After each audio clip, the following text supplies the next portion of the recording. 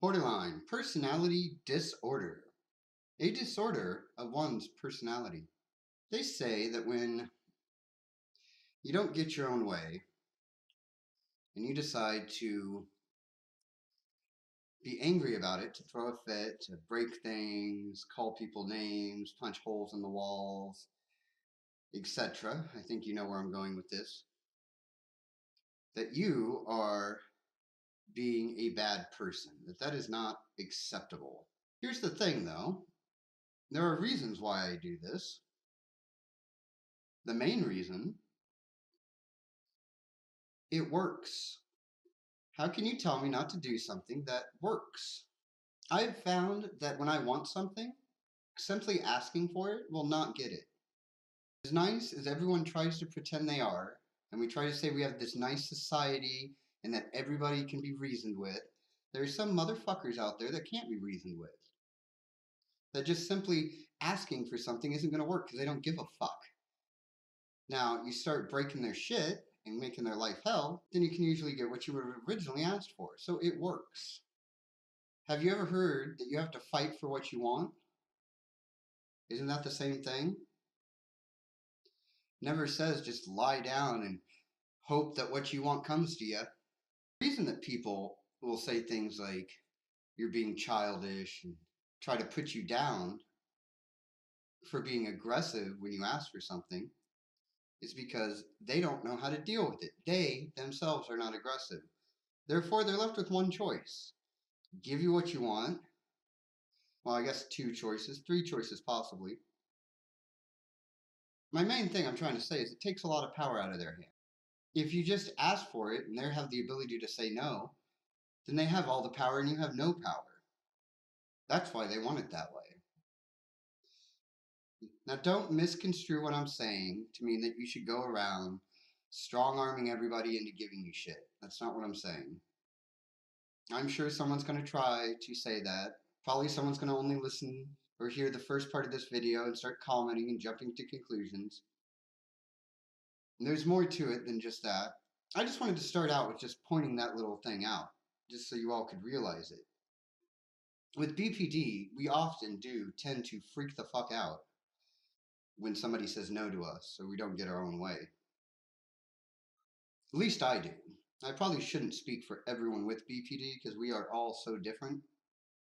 And one thing that might cause me to freak out, somebody else may not freak out, vice versa. And really, I mean, there's probably norms out there that would freak out as well. There's probably norms out there that freak out if someone says no. So from here on out, I'm just talking about me. Just me, an individual that has BPD. So there may be a connection, but there's no correlation. I definitely find that one thing that I really hate is when someone says no to me or doesn't give me what I want. And like I was saying before, I've been called childish, immature, unhinged, psycho, all kinds of negative words. I don't just fly off the handle for no reason. To really understand why I do this, we have to look at what anger is in the first place. I'm not angry that they said no or did not give me what I want. That is not what I'm flying off the handle about. The only times that I ever get angry is if I find the situation to be unjust, blameworthy, as well as punishable. Then I get angry. When someone says no to me, does not give me what I want, I find that to be very unjust. I then can blame them. They are the ones that are being unjust. Therefore, they can be punished. That's why I fly off the handle. That's the punishment aspect of it. I'm usually not angry afterwards. So there are multiple ways to handle this situation when someone says no. You can do as I do, fly off the handle, break shit, make them saying no really not something they want to do. Because you only have to really freak out once, maybe twice. Then people stop saying no to you. Or do what I do now that I've been trying to be more society friendly, fit in more with the crowd. accept it, and just bottle that anger down. It's still there. It's not going nowhere. At least for me, it's not. Just deal with the fact, accept it, and move on. That's what I think normal people do. They just bottle it up and they just move on. If you're norm out there, let me know. Is that what you guys do? Or what? Comment sections there. Use it. So my old way of dealing with it was to fly off the handle. I don't do that anymore. Here's what I've learned from those two things. Back when I used to fly off the handle, I got what I wanted. People didn't say no to me. Now, everybody says no to me and my needs are never met. So you tell me which one works. I'll leave that up to you to decide. Another downside to this being society friendly, I stay angry about it for way longer.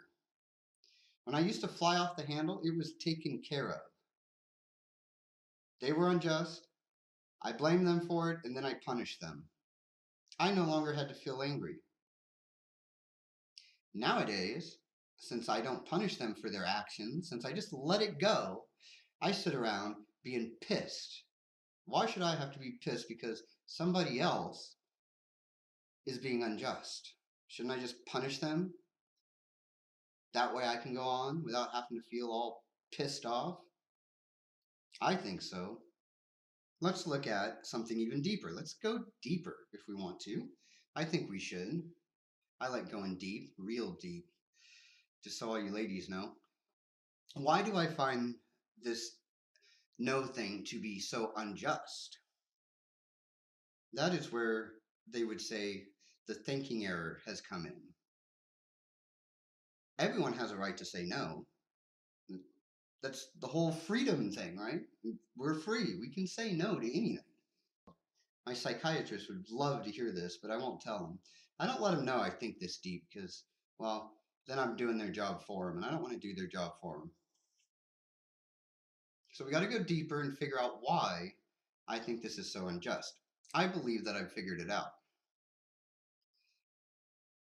Once again, I must state that I am only using my very vast knowledge of Psych 101 to come up with these conclusions, and in no way should anybody think that what I have to say in my conclusions could any way affect them or help them at all, or be the answers to their problems, because a lot of what I say is satire, for one, and should not be taken seriously, and on the other, I'm only speaking for me.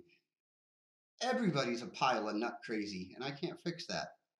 And I could be completely 100% wrong in my diagnosis here. It's just, I smoke a lot of pot, and this is what I think of sometimes. Now, here's my analysis. They say that BPD stems from some kind of neglect when you were a child. It comes from needs that were not fulfilled, leading to senses of abandonment. When I was a child, my needs were not met. That's pretty much the equivalent of asking for things, right? I'm thinking, maybe. You know, kids cry and stuff. That's pretty much like asking for something. They can't speak, so they'll cry. Their needs will get met. My needs never got met. Then as I grew up, once I was finally an adult, I was in control of my own needs. When I was a child, I had no control over it. My needs were never met. As an adult, I had control over whether my needs would be met or not. Since I was in control of it, there's no way in hell I was going to let anybody get in the way of what I needed, what I wanted. And at the same time, a need and a want go hand in hand. If I need it, it's because I want it. If I want it, it's because I need it. So I think of them as the same thing.